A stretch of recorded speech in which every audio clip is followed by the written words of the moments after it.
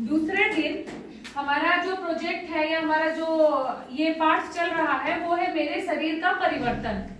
ठीक है, तो दूसरे दिन हम लोग रजो धर्म चक्र के बारे में जानेंगे। लड़कियां जो होती हैं, लड़कियों में जब किशोरावस्था की शुरुआत होती है, लड़कियां जब बड़ी होती हैं, बड़ी होने का मतलब यह है कि जब वो किशोरावस्था में प्रवेश करती हैं और उनके शरीर में परिवर्तन होता है। तो हम सभी लोगों को पता है कि बच्चे का जो जन्म होता है वो किसके द्वारा, बच्चे को जन्म कौन देता है? माँ देती है कि पिताजी देते हैं? माँ देती है ना। तो माँ के शरीर में ऐसा कोई ना कोई भाग होगा जो इसके लिए जो है कि विशेष तौर से बना होगा। बना होगा कि नहीं? हाँ, बच्चेदानी बोल रही है, बहुत अच्छा बेटा। ये है फीमेल रिप्रोडक्टिव ऑर्गन, या इसको मादा जनन अंग कहा जाता है। क्या कहा जाता है? मादा जनन अंग कहा जाता है। होता क्या है कि जो औरतें होती हैं या जो लड़कियां होती हैं, ये यहाँ पे अंडाशय है। क्या है ये? अंडाशय। अंडाशय है, ओवरी कहते हैं इसको, ठीक है ना। और ये है आपका यूटिरस, इसको बोला जाता है गर्भाशय। क्या बोला जाता है? गर्भाशय।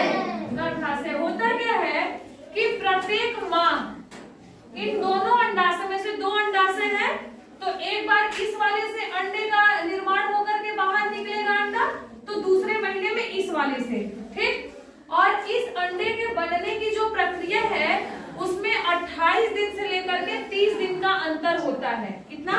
28 से लेकर के 30 दिन का अंतर होता है। होता क्या है, मान लीजिए जब किसी भी लड़की है, कोई भी लड़की है, और वो जब बड़ी हुई, जब किशोरावस्था में प्रवेश की, ठीक है ना, तो यहाँ से जब ये एक अंडा बना, तो जब ये अंडा बना तो बाहर भी निकलेगा, तो जब ये बाहर निकलेगा ये यहाँ से आता है, और चूंकि निषेचन नहीं हुआ रहता, शादी नहीं हुई होती है इस अवस्था में, भाई छोटे बच्चे हैं, छोटे बच्चे का मतलब 12 साल 13 साल 14 साल की अवस्था में यदि किसी का मासिक चक्र शुरू हो जाता है, तो इसका मतलब ये नहीं है कि उसकी शादी कर दी जाए।